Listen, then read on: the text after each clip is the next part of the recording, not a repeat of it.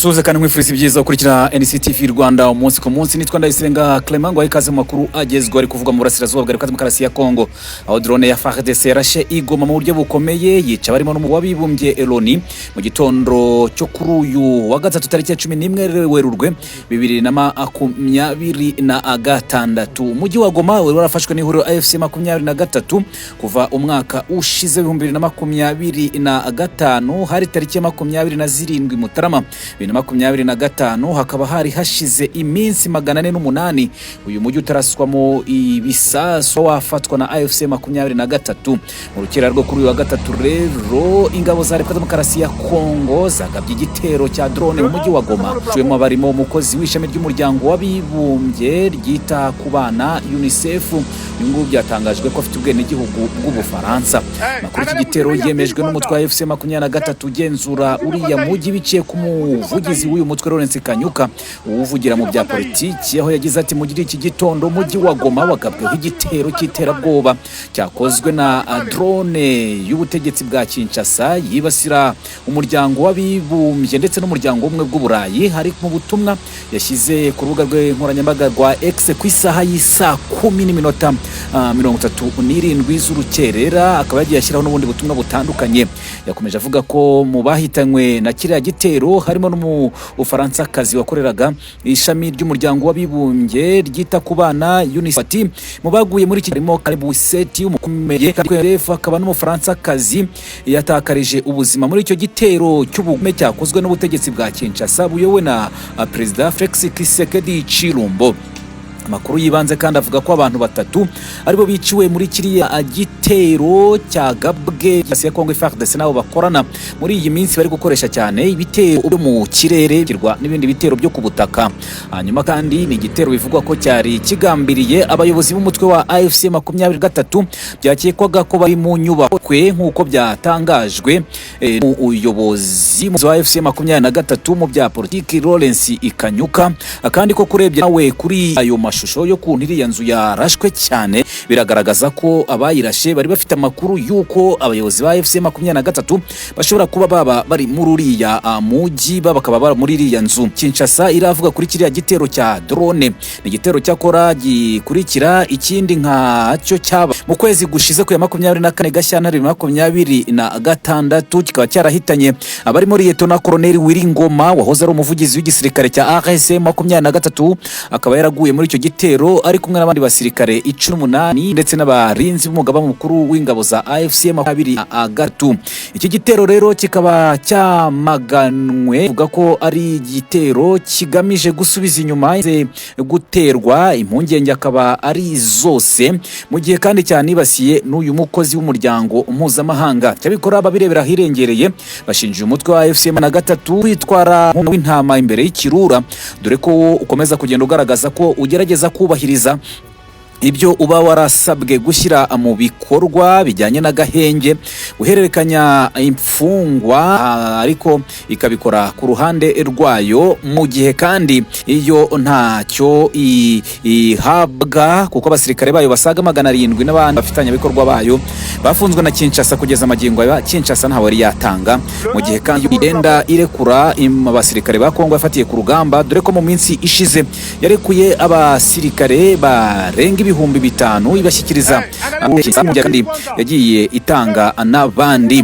Uru rupfu rero rw'uyu mukozi w'umuryango wabibumbye mu gihugu cya Demokarasi ya Kongo ndetse n'ibi bitero bya drone biri gukorwa n'ubutegetsi bwa Kinshasa biragaragaza ko ibijyanye n'agahenge Kinshasa itabikozwa, mu gihe AFC 23 ikomeje kwitwara nk'umwana mwiza, ari byo benshi bayinengera ako igenda igaragaza ko ishyira mu bikorwa ibyo isabwa, mu gihe Demokarasi ya Kongo ishyize imbaraga mu kurasa by'umwihariko ibitero byibasira n'abaturage muri rusange. Ibingibi kandi birongera gutera impungenge ku baturage benshi batuye mu mujyi wa Goma, kuko harashwe ibitero akaba arahatuwe cyane, by'umwihariko mu mujyi wa Goma abaturage bagakomeza kubaho mu bwoba. nako kandi AFC M23 yo itangaza ko ishyize imbere inzira y'ibiganiro. Ku rundi ruhande wareba imbaraga zashigetsi bwa Kinshasa, ukabona ko ibijyanye n'ibiganiro Kinshasa itabikozwa kubera yuko ibisasu birimo uragenda biraswa amajya n'amaza, kuko ibi biravugwa ko byarashwe mu mujyi wa Goma, ariko nanone mu Minembwe ni muri Kivu y'Amajyepfo. Ku munsi w'ejo hiriwe haraswa ibitero bya drone zitagira abapilote, zikaba byararashe cyane mu bice bita Rubanura, mu mujyi, mu bice bya Uvira, nkuko mu bice bya Minembwe, mu misozi mirembire, nkuko byatangajwe n'ibitangazamakuru bitandukanye byandika amakuru ava muri Repubulika Demokarasi ya Kongo. Ibingibi kandi birongera kuzamura umwuka utari mwiza hagati n'ubundi ihuriro AFC M23 na Repubulika Demokarasi ya Kongo iyobowe na Perezida Felix Tshisekedi Tshilombo. Amashusho yashyizwe ku mbuga nkoranyambaga zitandukanye nawe uri kubona aragaragaza ko uyu mujyi warashwe cyane bikomeye, by'umwihariko n'iyi nzu yarashwe byakekwaga ko ngo ibamo n'abayobozi b'umutwe wa AFC M23. Ubona ko rwose bayirashe bari bafite amakuru inzu zahiye. Iyi ngiyi nayo urabona ko bayirashe cyane amasasu menshi y'urufaya ibyo bitero byarashwe n'ubutegetsi bwa Kinshasa. Ibi biri kuba kandi mu gihe imiryango yitwa ko ari mpuzamahanga ihora ihamagarira impande zihanganye guhagarika imirwano, nubwo imyinshi ihagamiye ku ruhande rwa Repubulika Demokarasi ya Kongo, dore ko ibindi bigenda bikorwa nk'ibitero byaguyemo Wiringoma.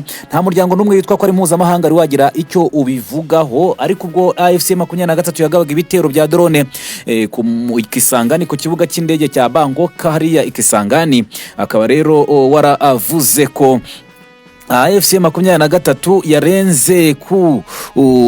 yarenze ku masezerano y'agahenge, hanyuma Afrika yunze ubumwe yamagana ibyo bitero byari byagabwe na AFC M23. Ariko kuva Lieutenant Colonel Wiringoma yapfa, nta muryango n'umwe umpuzo witwa ko ari mpuzamahanga cyangwa bya bihugu byitwa ko ngo biyoboje inkoni y'icyuma ibindi byari byagira icyo bivuga, bigaragaza ko AFC M23 nahayo ho kwirwana naho ikareka kwigira umwana mwiza imbere y'ikirura kitayifitiye impuhwe, kubera yuko uraza gusanga ijwi ryayo iravuga ariko ntiyumvwe.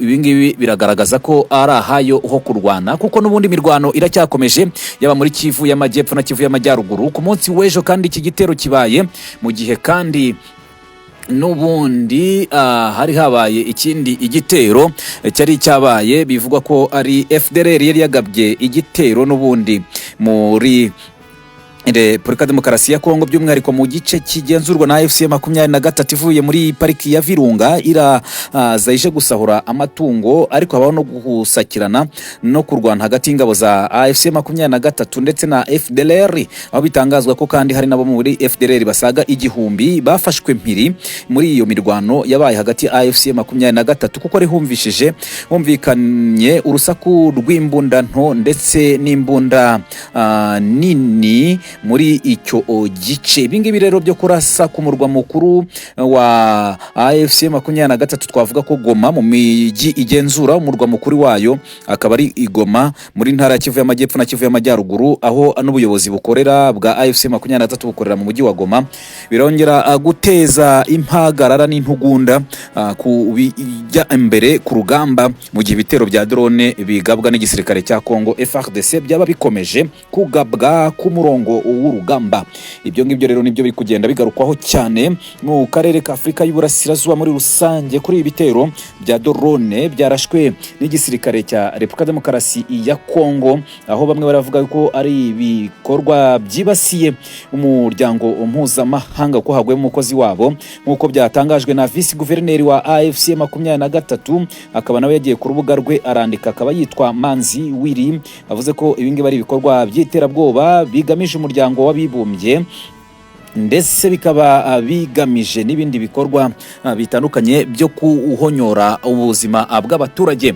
Mu butumwa amaze gushyira ahagaragara kandi mu minota mike ishize, akaba ari visi guverineri wa Kivu y'Amajyaruguru, akaba yitwa Manzi Willy, abushyize ahagaragara ku isaha y'isa 2:34 ku isaha i Kigali mu Rwanda n'i Bujumbura mu Burundi. Akaba yavuze ko ibyo bitero biri kwamaganwa na AFC M23 igashinja ubutegetsi bwa Kinshasa gukomeza kwibasira abasivili ndetse no kurenga ku masezerano yasinywe i Doha muri Katari, ndetse no kuhonyora uburenganzira bwa muntu. Ubwo butumwa rero akaba yerekanye ko ngo umuryango mpuzamahanga nta bushake uri kugira mu kubahiriza amahoro. Ubwo bushake bukaba budahari kuko ngo urebye uko ibintu bimeze uyu munsi urabona ko uwo muryango mpuzamahanga usa nkaho ntacyo uri kureba ku biri kubera mu burasirazuba bwa Kongo. Uyu mutwe rero ukaba warubahirije ngo agahenge k'intambara kandi urekura imfungwa zirenga 7,000 nkuko twari tumaze kubivuga haruguru, ngo nk'ikimenyetso cy'ubushake bwiza. Ibinyo nakubwiye ngo AFC 23 ikomeza kugenda yigira umwana mwiza, igaragaza yikora ibintu byiza, ariko ku rundi ruhande irasa nkaho iririra umuntu utayumva cyangwa se igatabaza nyakwigendera. Aho ngo kugaragaza ubushake nyakuri bwo guteza imbere y'amahoro, Perezida Felix Tshisekedi yahisemo inzira ikomeje kumena amaraso y'abaturage ba Repubulika Demokarasi ya Kongo, ndetse ubu bitero bikaba byanibasiye abakozi b'imiryango mpuzamahanga ndetse n'iy'ubutabazi. Ngo ntibushoboka Kongo ibi bintu bizakomeza, ngo hashize igihe kandi humvikana imvugo za Tshisekedi yagenda ataka yegera ko ari we uhohoterwa asaba ubufasha, ariko ngo hazagera umunsi aho gutaka kwe kudashoboka ndetse no gusaba ubufasha ngo kutazongera kumvikana, kuko ngo n'abamushyigikira ubwabo bazaba bamaze kubona ubukana n'ubugome bw'ibikorwa bye. Ibyo ni byanditswe na Manzi Willy. Arimo aratakira imiryango mpuzamahanga, ariko iyo miryango mpuzamahanga isa nkaho itabaho mu nyungu rusange, ibaho mu nyungu zayo. Niyo mpamvu kuba Kongo yabona amahoro, abo mu burengerazuba na Amerika nta nyungu baba babifitemo. Niyo mpamvu intambara nyinshi ziba hano ku mugabane wa Afurika atarizo abanyafrika muri rusange. Ubwo rero turakomeza dukurikira ibiri kubera mu burasirazuba bwa Repubulika Demokarasi ya Kongo nkuko bivugwa, ariko nanone harandi makuru yandi ari kugenda akwirakwizwa nanone avuga ko n'ubundi ibitero bishobora kuba byaguyemo n'abandi bayobozi b'ihuriro AFC 23. Turagenda dukurikirana kugira ngo tumenye niba koko byaba ari byo, kubera yuko izi ntambara z'ibitero akenshi iyo zirashe byo ntabwo zirangeranira aho ngaho, kuko akenshi ziba zifite amakuru. Ibitero bya drone nibyo byifashishwa cyane mu ntambara zigezweho ku isi. Akenshi rero iyo birashe ibi bitero ntabwo bishobora kuba byagenda kuko bidahungabanyije aho bitewe. Biragenda bivugwa ko rero hari n'abandi bayobozi bashobora kuba babiguyemo, kandi Tshisekedi ngo akaba afite umugambi wo kurasa abayobozi batandukanye b'iri huriro AFC 23 nkuko yabigenje arasa Liyetona Koloneli Willy Ngoma wari umuvugizi wa AFC 23 n'igisirikare cya 23. Akaba kandi agambiriye abandi barimo Bertrand Bisimwa, akaba n'abandi barimo ba Colonel Inanga, ba General Sultani Makenga. Akaba rero nka Bertrand Bisimwa nawe yamaganye igitero cyagerageje kwica abayobozi bakuru ba AFC 23. Turagenda tubikurikirana muri rusange ibyo byose rero, ndetse no kuba yakwikiza n'uwahoze ari perezida w'iki gihugu Joseph Kabila Kabange. Ibyo ngibyo nibyo turagenda dukurikirana hano kuri NSTV Rwanda. Ndagushimiye.